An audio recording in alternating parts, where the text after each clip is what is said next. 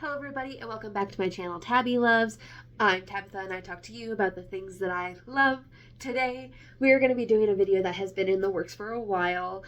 It's a series I've wanted to start, and that is I want to deep dive like specific authors, and today we are doing a Emily Henry deep dive. Now I have gone and read almost every single Emily Henry book, and I have ranked them from hated to favorite. That title's still under workshop, we'll see. But there was one book, it was called like Hello Girls or something like that. She co-wrote it with someone, hold on, what was the name? It was Brittany Cavallero. She and Brittany Cavallero wrote a book. I could not find that through the library. I don't have money to spend on a series like this yet, hopefully. But besides that, I have read every single one of her books, and we're going to talk about them, the likes, the dislikes, the kind of things I noticed with her writing. And yeah, so let's get into it.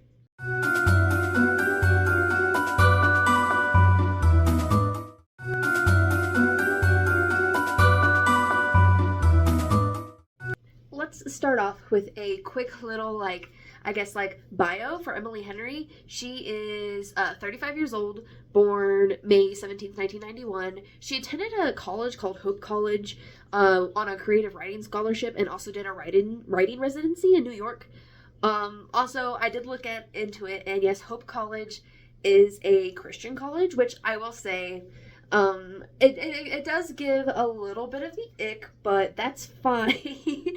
I don't think it reflects in her writing too much, especially in her later stuff, but I do think I can see some of the influence in her earlier YA novels, just because of some of the ways like that topic's kind of broached a little bit. And I'll talk about those briefly when we get to it. But yeah, so like that's all the little like research I did on her. And specifically, I kind of deep dived into her background because of the first book we're going to be talking about. And I didn't find anything besides that she's just a white woman. That's relevant. Let's get into hated to favorite. From this point forward, spoilers may or may not be included when I'm talking about these books. I'm going to try to keep it relatively spoiler free, but for some of the things I want to talk about with each book, I'm going to have to give spoilers. Though some of them, like, for example, couples ending up together isn't a surprise, because that's kind of like a standard for the romance genre, right? But just be aware, if you have any plans to read any of these books, I may mention things that are spoilers.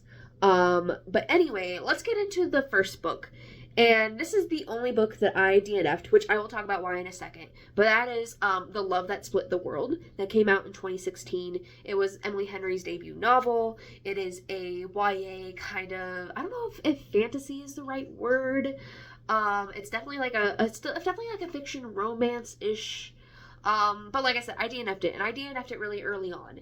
And mostly it's because it kind of gave me a weird feeling, because the main character is half Native American, and from what I read, the majority of the book is really centered around like Native American mythology and Native American stories, and it feels a bit icky to me that a fully like white woman is writing about this, and that was her debut novel that got her started into writing.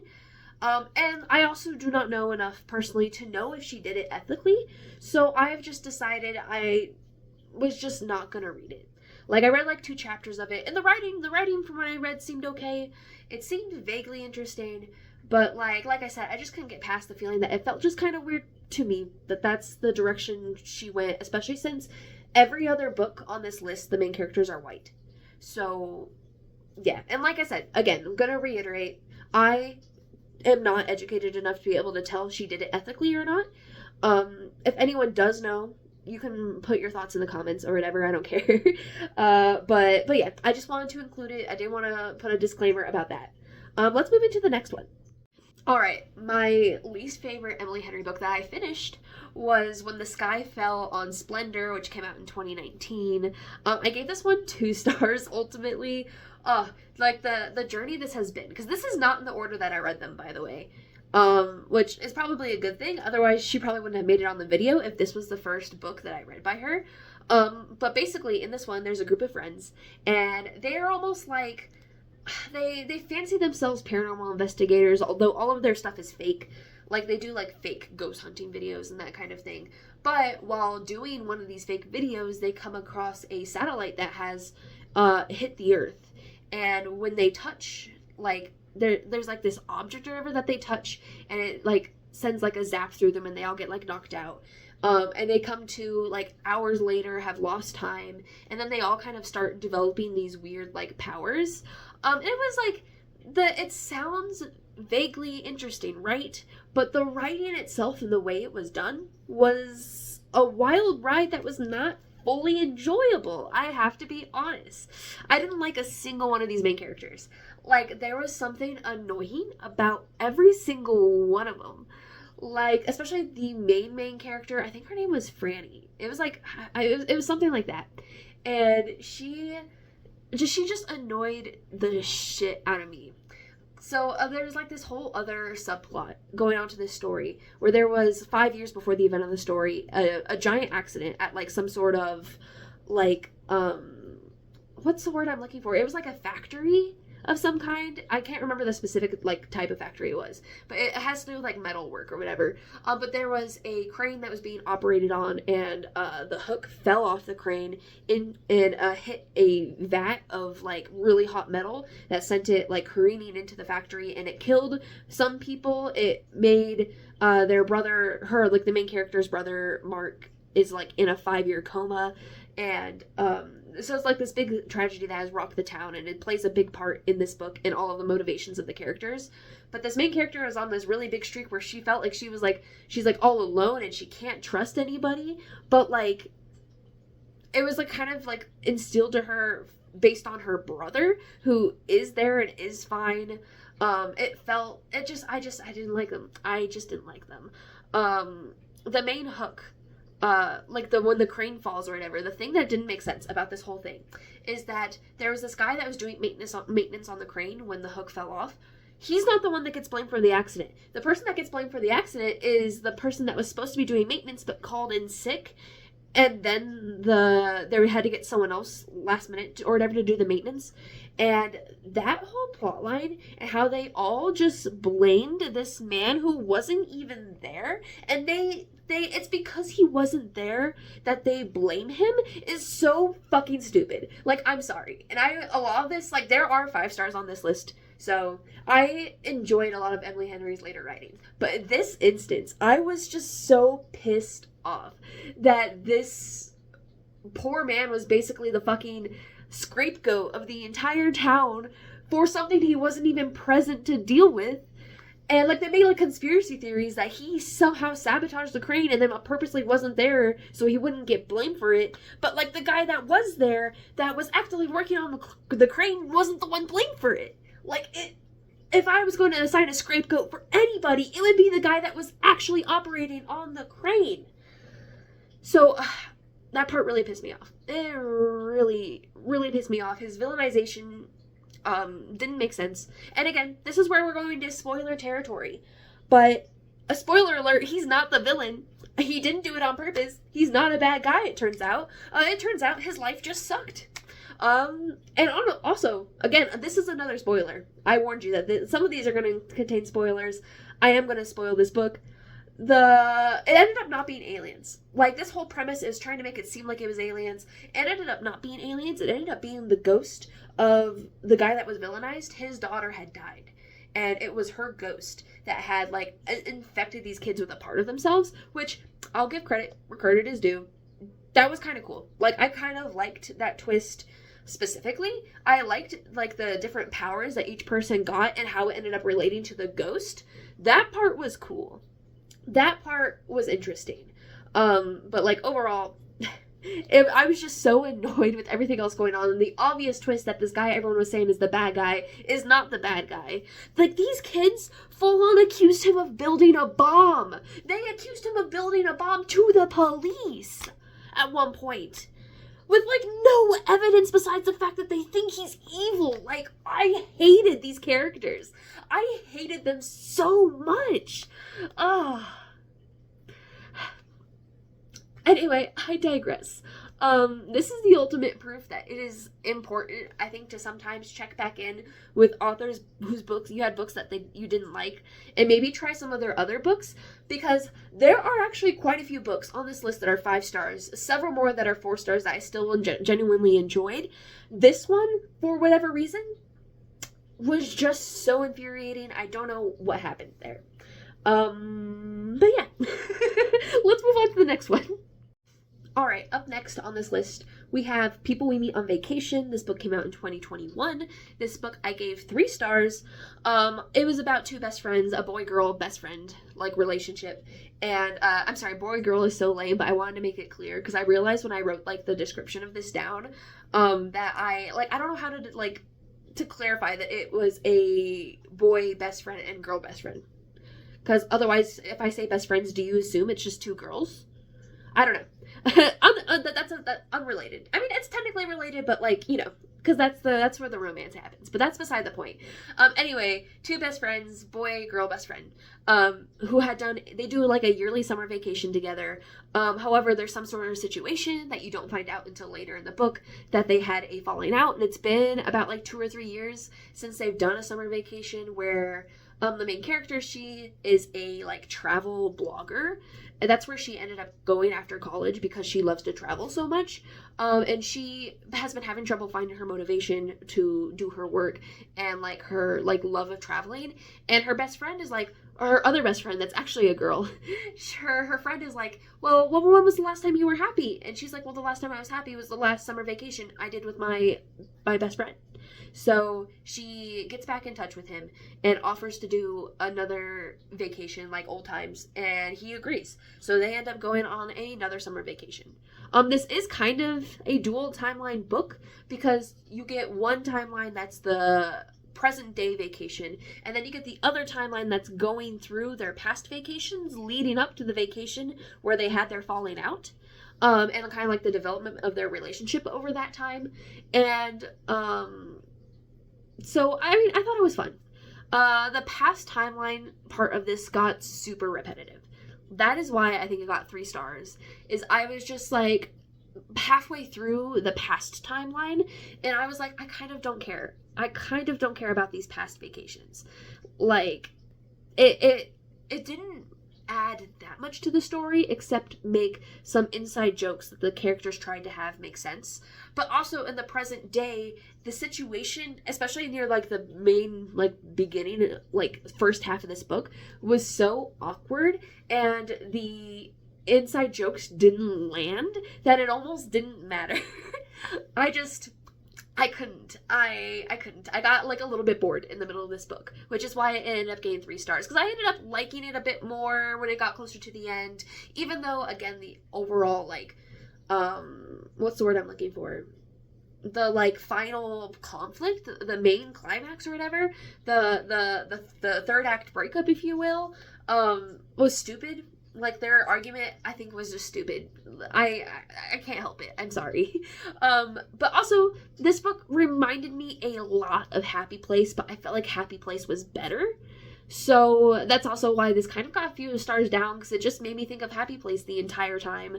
Even though it was a different, like, situation, the, like, writing style with, again, the past timeline leading up to whatever happened that caused them to fall out, and the current timeline that's like going on at the same time was also done in Happy Place. So yeah, and we'll be talking about Happy Place later. It's a little further down the list because I liked it better.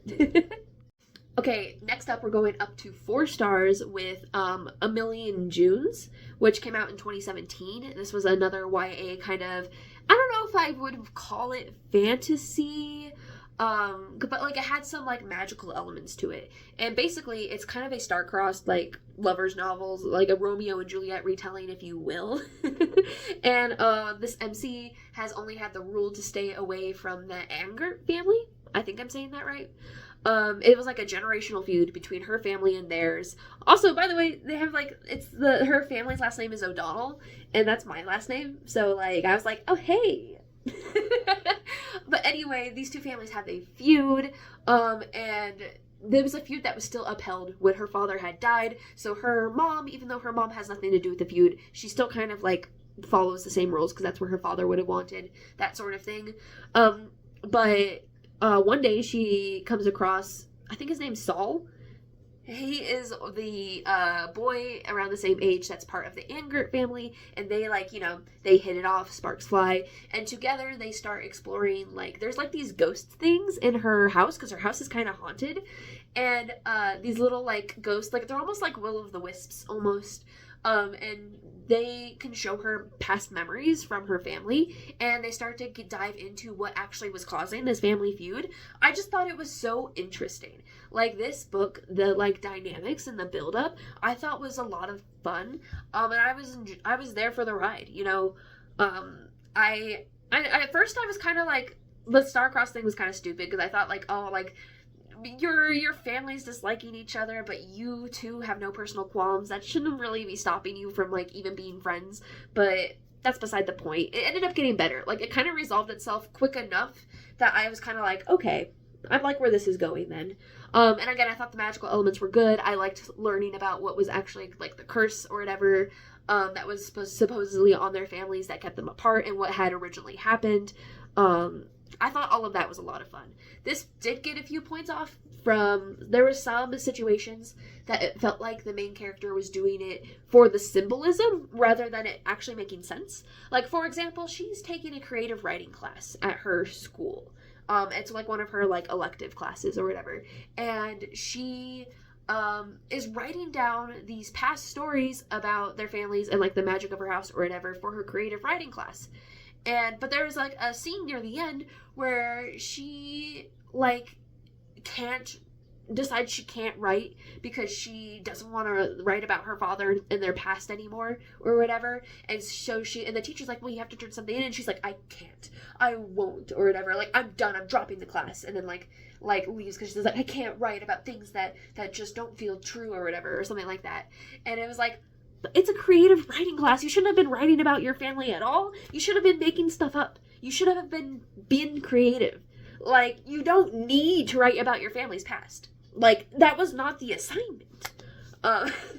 So I was a little annoyed. I was a little bit annoyed at that because I was like, you are not doing what you should be doing. Like, this is not the purpose of this.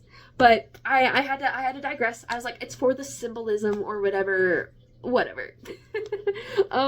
But anyway, like I said, it got 4 stars. I ended up liking it quite a bit. Yeah. Let's get into the next one. I had to grab a water because all this talking is making my mouth so dry. Alright, up next is Happy Place, which came out in 2023.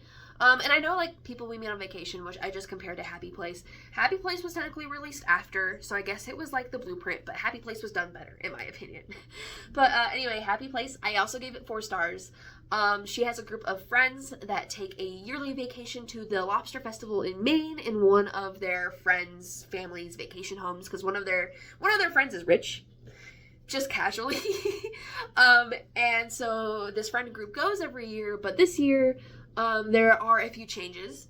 One of the friends announced that they are getting married, because, like, they're, like, a coupled up, right? So they're like, actually, we are getting married this weekend. We're having a surprise wedding. And that shocks everybody. And then on top of that, that causes problems for the main character because she hasn't told her friend group that her and another member of their group had broken up. They had been a couple for a while. There was even, like, engaged at one point, and they ended up they ended up breaking up, and now they have to hide the fact that they have broken up because their friends are getting married and they haven't told them yet that they're broken up, and they don't want to, like, bring down the mood or anything like that, especially when the friends start spouting, like, oh, like, we're so inspired by you guys making it work that we're gonna give marriage a try, and, like, all of this, which is, like, it's kind of yikes. But this story does dive into why that's yikes and all of the, like, problems each of these people have. Which was part of what made it so interesting. But yeah, so it's basically the present timeline where they are going through this vacation, pretending to be together when they are not, and trying to hide from their friends that they're not together. Meanwhile, in the past timeline, you get to see where the relationship started and, like, the way it progressed, especially, again, through these vacation they go on every year. Very much like the People We Meet on Vacation. And then you see it develop, and then you see it get to the point where they end up breaking up, And then again, the present timeline, obviously they end up getting back together at the end. That's not a surprise. That's technically a spoiler, but not a surprise. And again, I liked this one. I thought it was fun. I think the flashbacks got a little bit annoying, but you know, I thought it was better done in this book. I thought the flashbacks made a lot more sense. It was a lot more interesting to see the relationship developing. But I was more invested in the present timeline in this one. So I was kind of annoyed every time we flashed back because I just only cared about what was happening in the present. But I digress. I still enjoyed it overall. And I loved the relationship. I loved the angst. Like the angst of them having been broken up and the issues that underlie that, the insecurity, the like are you currently seeing anybody sort of insecurity? The fact that it was obvious that there were still feelings there. That kind of angst I absolutely ate up. And I love when that's present in a romance book. Anyway, on to the next one. We are finally in the 5 stars realm. And our first 5 stars, the one at the bottom of the 5 stars list, is Funny Story, which came out in 2024. This one is on the night of the main character's fiance's bachelor party. He realizes that he has feelings for his childhood friend, and basically decides to call off the wedding. And he immediately breaks up with his fiance, now ex, and kicks her out of the house. And he's like, and the furniture's, by the way, mine. So really, the house is mine. So I need you to find somewhere else to stay, which is so fucked up. It's so fucked up. And the best friend that he is leaving her for, she had a boyfriend that she also broke up with.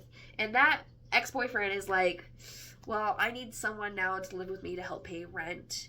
And you now need a place to live. You want to come live with me? And she ends up agreeing because she has no other options. And that's where the story kind of starts. And I loved this premise. I loved this concept.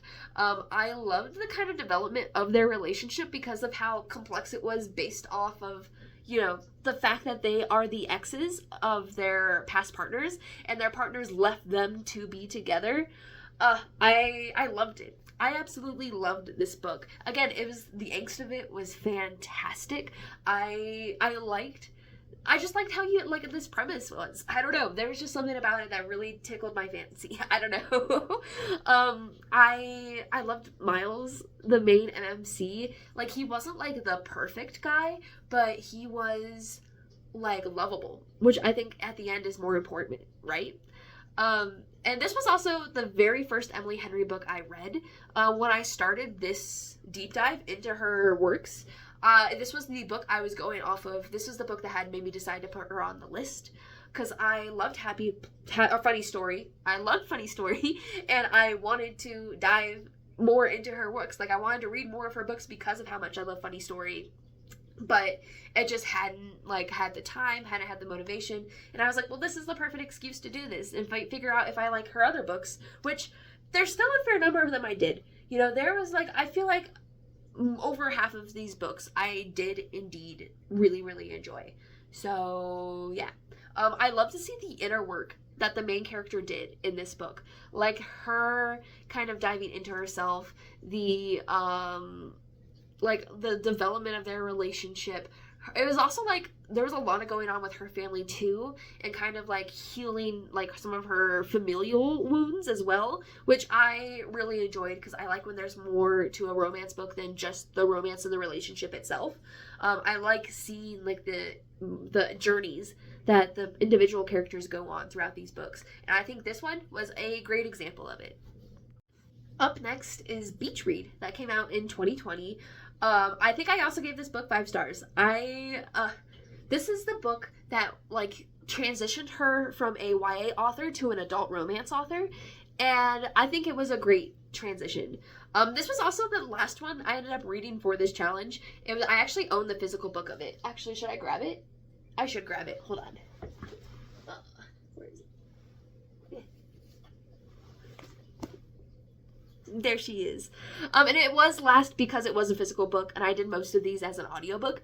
But I ended up really enjoying it. I could still see some of her YA, like, past in this book, in some of the ways, like, the main character thought and talked and, like, that kind of thing. However, I still thoroughly enjoyed it, and I like her transition. I think she is much better suited as an adult romance author than she was as a YA author, to be honest. Because her YA books, in my opinion, weren't my favorite. Like, most of them were at the bottom of this list, if you noticed. And all of her adult reads are near the top of the list, with the exception of The People We Meet on Vacation, like I said. Like, honestly, The People We Meet on Vacation just made me really want to fucking go on vacation. Like, that's all that book did for me. This one had such an interesting premise with the main character found out at her father's funeral that her father had been cheating on her mother for potentially a good portion of her life. And her father also left her the house that he was living in with the other woman. And so she, because she's kind of like a down on her luck author, right? She's kind of like been struggling to write, has had this huge writer's block. And it's because she writes romance novels. And the main romance in her life has, well, fizzled out because her and her boyfriend ended up breaking up. Like, as soon as he saw her fall apart from the death of her father, he basically, like, dipped out, which is super fucked up, but whatever. And then also her father was cheating on her mother, which she thought that that was the pinnacle of love, only to find out that he's a big fat fucking cheater. That was hard for her, you know. And so her vision of love has been completely destroyed, and so she's having trouble writing this romance book. And she's like, well, I need to go to this house and I need to get rid of everything and sell it so it's out of my life. But I can live there for free with, like, no rent while I'm writing this book. And, like, she's going on basically a writer's retreat in this house. And she ends up, like, next door to this really annoying neighbor who she finds out is actually her rival, Augustus Everett. He writes mostly, like, literary fiction, kind of thrillery kind of stuff. And when they went to the same college, and he was always so critical of her works, so she thought that he didn't respect her because she was a romance author or whatever. And they immediately have, like, problems, like, he throws a wild party her first night or whatever, and, like, all of this kind of stuff, right? And it eventually leads to them making a bet where she bets him that he can't write a romance novel, and he bets her that she can't write a literary fiction novel. So they end up, actually, it wasn't like that specifically. I'm misrepresenting this. Hold on. I can explain this better. She's the one that pushes this deal, right? She's like, I can write a book that doesn't have a happy ending, that's a little bit darker, and you have to write a romance book. That's basically what the deal was. And so they both give it a try, and they have these weekend things where one day he shows her the kind of research he does for his books, and she shows him the kind of research she would do for her books, which is like kind of like dating kind of stuff, right? You see where this is going. But I thought that premise was so much fun. As someone that's writing a book myself, I like reading books about authors writing books. It kind of like almost kind of inspires me a little bit too to work on my books too, to see these people creating stories and how they're doing it, even if it's fictional stories within stories. I love that shit. So I ended up eating this up. I actually read this book in 2 days. And it was partly because I was trying to finish it for the challenge because it was the last one, but I was genuinely enjoying it. And it was a nice little fun break from reading Tower of Dawn, because I had just finished Empire of Storms, and I was kind of started Tower of Dawn, but I was like, I need something a little bit lighter to get through how devastating the end of Empire of Storms is. So anyway, that went off a little bit of a tangent. I'm sorry, I digress. The FMC became a little bit annoying at some of the conclusions that she was jumping to. But besides that, absolutely loved it. Like I said, ate it up. On to the next one. All right, y'all. We're on number 2 of this list. The second favorite book of Emily Henry's. And that was Great Big Beautiful Life. That actually came out in 2025. Again, this was 5 stars. It's about these 2 authors have both tracked down this elusive socialite that has been out of the public eye for decades, right? And they both track her down, and they both want to be the ones to write her memoir. And she can't choose between them, so she decides, I'm going to spend a little bit of time with each of you, and you're each going to start writing my memoir, and I'm going to read what you get at, like, the end of, like, I think it's, like, I'm trying to remember what the deadline was. I can't remember if it was, like, 3 months or something like that. But, like, she has, like, a deadline, right? And she's like, well, I will read what you have written at the end of this timeline and decide which one of you I want to write my book. And so we are kind of following, this is another kind of like 2 timeline-ish kind of book, because we are kind of following the socialite's past, and what has happened, like what her family's past looked like, what it kind of led to in her life, and where her life went, with like in her like great relationship she had with this super big, musician. I couldn't think of the word for a second. I in my head, he's like an Elvis kind of character, you know? Or maybe like almost like a Beatles, like a solo Beatles kind of guy. But he's like a heartthrob or whatever, known for his like salacious dancing or whatever, or something like that. And like their like little life together, and I guess he dies or whatever, and how that kind of changed the trajectory of her life. And you go into the book knowing this. That's not a spoiler. I'm not going to tell you the twist for this one, but the twist at the end of this book was so good. I did not see it coming. Maybe I should have. Maybe people smarter than me did. I did not. So I have to give credit where credit is due. And I loved exploring this one. I loved the socialite story. I actually like the socialite story more than the present, like, character timeline story. But I did like the, like, relationship in this book. However, I did think the relationship came on a bit, like, fast. Like, I felt like they kind of warmed up to each other and kind of started having feelings for each other really quickly. However, it wasn't done in a way that was so obnoxious that I deemed it in any way. That sounds weird. I don't know if that's the correct turn of phrase. I didn't take points off for the relationship feeling quick, because I did end up ultimately enjoying it. So yeah, but that's my only like note of like negative is like, oh, like they fell in love pretty quickly. It was kind of a little insta feelings, but that's fine. You know what? Because the story focused a lot of the time on the socialite storyline, that romance storyline being a little bit sped up was okay. Yeah. And again, the angst in this one, beautiful. Loved it. And then finally, that leads us to the last book on this list, the book that I have deemed my favorite, which is Book Lovers, that came out in 2022. Now, I really struggled to figure out which of the top 2 was actually my favorite, because I feel like I like them both pretty equally. I liked all of the top 4 pretty equally. Sorry, I started coughing. I had to pause that. Anyway, so the top 4, I liked them all pretty equally. I had a hard time ranking these top 4 because they were all so close to each other, especially all of them being 5 stars. But I just ultimately decided on this order because of some like issues and stuff I had with each of the books. Book Lovers, I think, is the only one where I didn't have any issues with any of the story at all. I just absolutely loved it, which is why I decided to put it as number 1.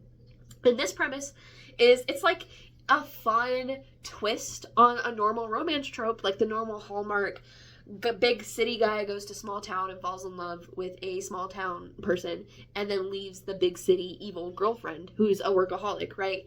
But in this story, you are following the big city girlfriend that's a workaholic that keeps on being left for small town girls. It's kind of funny almost. And she has like this like almost rivalry with this editor who she wanted to edit for one of her clients' books, and he absolutely hated the client's books. And she was like, this guy and I does not vibe. And they like completely had a falling, like, it's not even a falling out, because they didn't talk to each other before that moment. They had a really bad impression with each other and hadn't talked since, until one day her sister, who is also currently like heavily pregnant or whatever, her sister's like, I really want us to go on a vacation. I want to go to a small town and let's live our small town dream or whatever. And she had like a list of small town things she wanted to do that would be done in like a classic like romance thing, right? I guess, like, it's technically not romance adjacent because, again, her sister's pregnant and has, like, a husband and, like, several children. I think she has, like, I'm trying to remember. This was one of the ones I did pretty early in this challenge.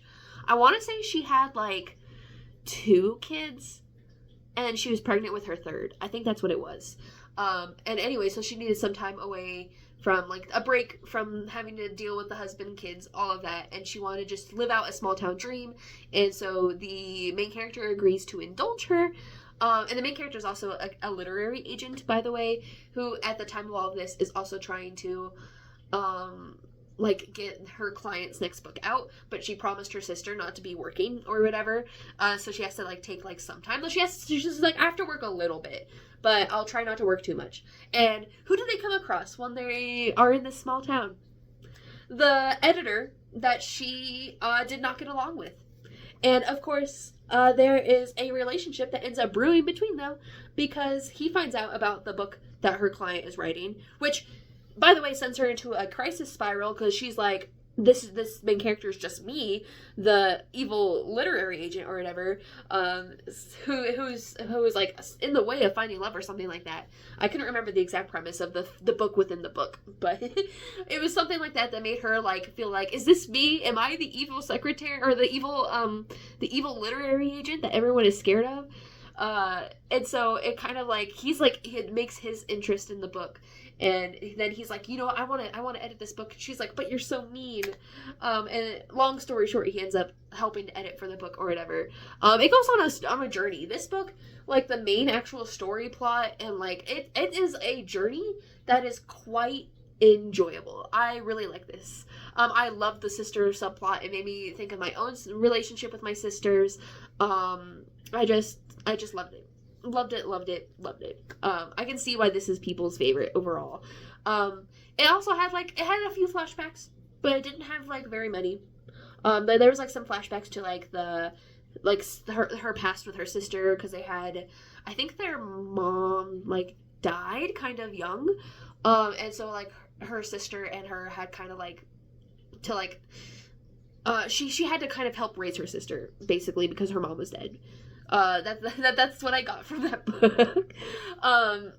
But yeah, that's all I have to say for book lovers. It was my favorite. I loved all the trajectory. I loved the romance. I just thought it was all around a lot of fun. Yeah. So let's get into what I learned while I was doing this and my overall conclusion for Emily Henry. Also, obviously, Emily Henry is nowhere near done writing books. Like, I'm sure there's going to be books that come out in the future. Maybe I'll do an update video. Or maybe I'll do, like, reading vlogs for specific books as they come out or something. I don't know. If you have a preference of what you prefer, let me know in the comments below. Otherwise, I'll, like, decide at a later date. I don't know. I might do, like, another style of this once I have another, like, 5 to 6 books out.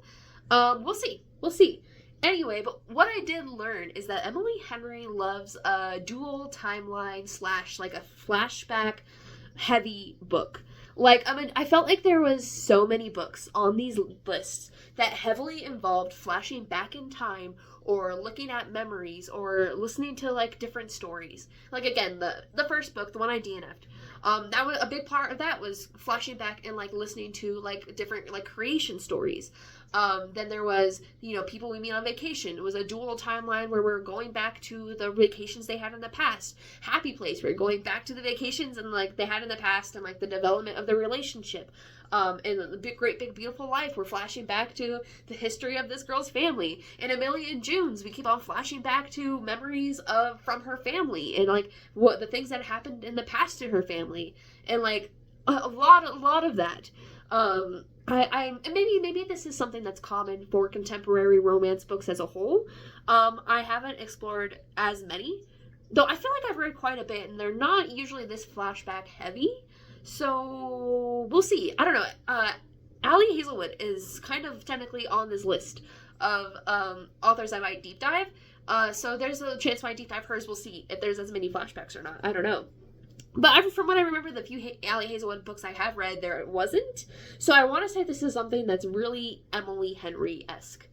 I also learned, again, like I said earlier in the video, this has kind of just shown to me that if there is a book I read from an author that I do not like, maybe I should try their future books. Because, like I said, if I have had read When the Skies Fell on Splendor as my first Emily Henry book. There's a good chance I would have never read anything else from her, because I would have just been like, oh, I don't like Emily Henry because I hated that book, and I never would have continued. But because I read Funny Story first, and I absolutely loved it, is why I decided to continue, like, to deep dive her backlog, and to read all of her past books. And, again, some of them really, really hit, and some of them did not. And it kind of shows that, like, not everything an author write will be 100% for you, 100% great, but that doesn't necessarily mean the author's bad at writing. It doesn't necessarily mean that they should never be given another chance. So if anything, this just kind of showed me that I should be giving authors more chances. I should be, if there is a book that comes out from an author that I previously didn't like, but it has an interesting premise, I should still give it a try. I should still check it out to see maybe their writing has improved. Maybe this story is written in a way that I enjoy a lot more. You never know. Also, I just realized I also own Funny Story. I should have been holding it up when I was talking about Funny Story. Because it's fine. When you get to the Funny Story segment, when there's not a little picture that shows up for Funny Story, it's because I own the book, and so I didn't read it through as an ebook. I should have been holding it up. I'm not gonna change it now. I'm gonna keep it in. That's just how it's gonna be. Sorry, not sorry.